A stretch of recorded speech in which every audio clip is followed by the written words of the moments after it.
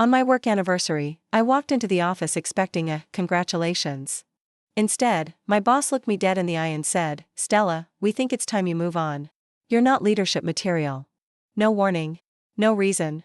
Just, like that, 4 years of loyalty, dismissed like garbage. I sat there, frozen. I wasn't just shocked, I was betrayed.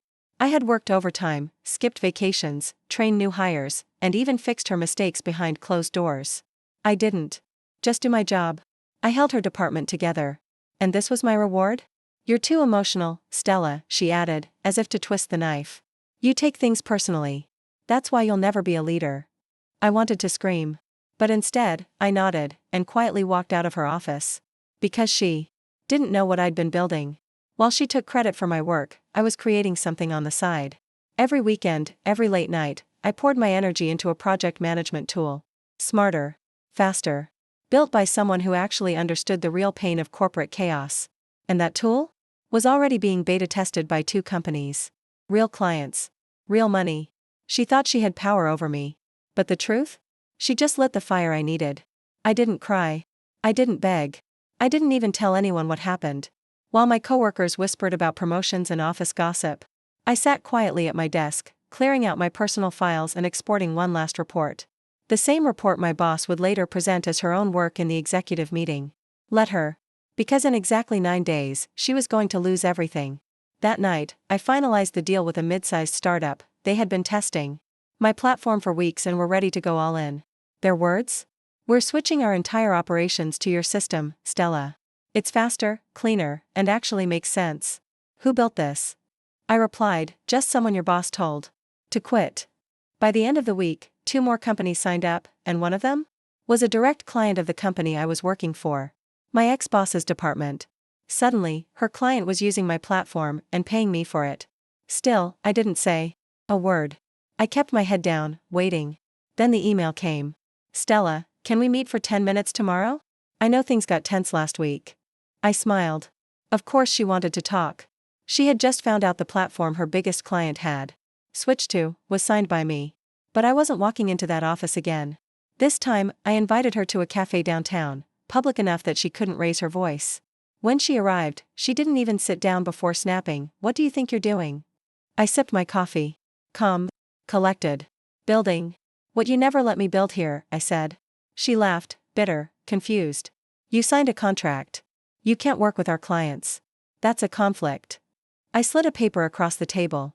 "That clause expired last quarter. You didn't even bother to renew it. Guess someone forgot to read the fine print." Her face dropped.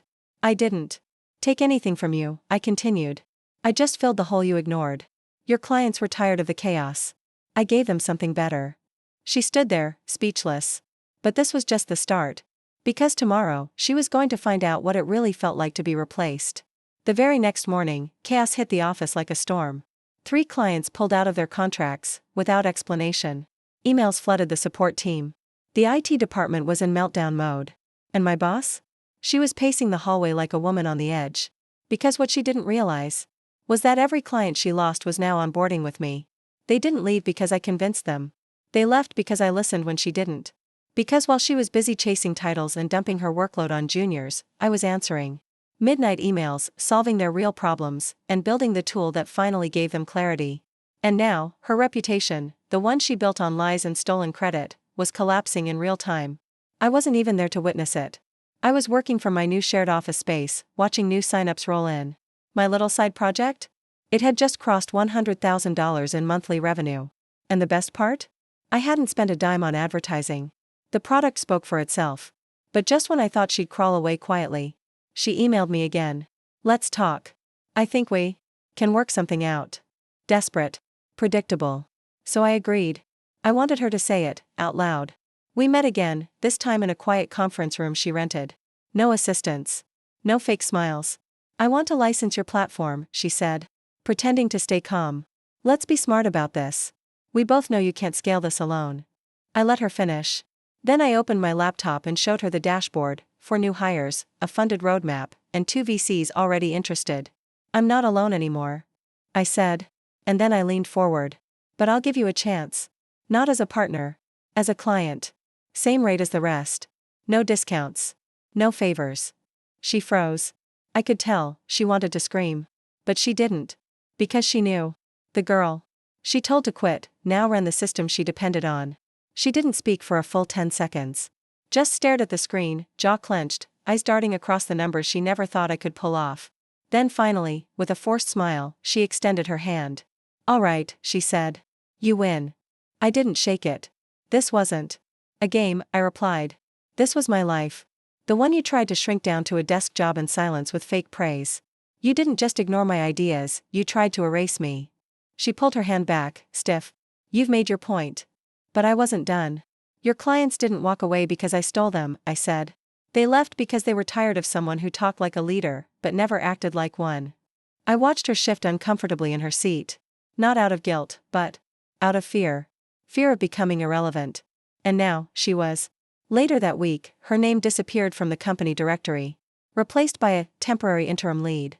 Rumors flew. Some said she resigned. Others whispered about a quiet push from the board. No one knew for sure. But I knew this, she was gone. And I? I was just getting started. My platform landed its first international client, a logistics company with over 300 employees. Our monthly revenue tripled in 30 days. And investors were now calling me. I hired a few of my former coworkers, the good ones. The overlooked ones.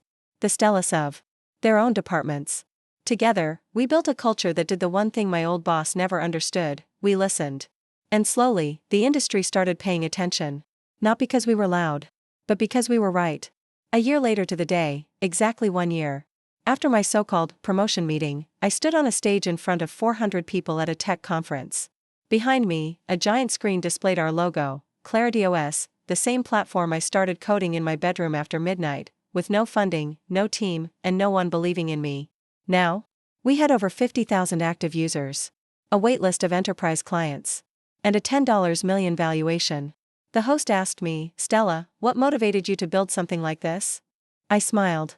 "I was told I wasn't leadership material," I said. "So I decided to become something better." The crowd erupted. And somewhere, maybe in a quiet office or from the back row, maybe watching through a bitter live stream, I knew she saw it. She saw me standing exactly where she said I'd never belong. Not just as a founder. Not just as a CEO. But as a woman who didn't fold when pushed. A woman who rebuilt herself in silence, and came back louder than ever. Because in the end, her words didn't break me. They became the blueprint for everything I built. So, to anyone out there stuck under someone who doesn't see your worth, keep your head down. Keep building. Let their doubt become your fuel.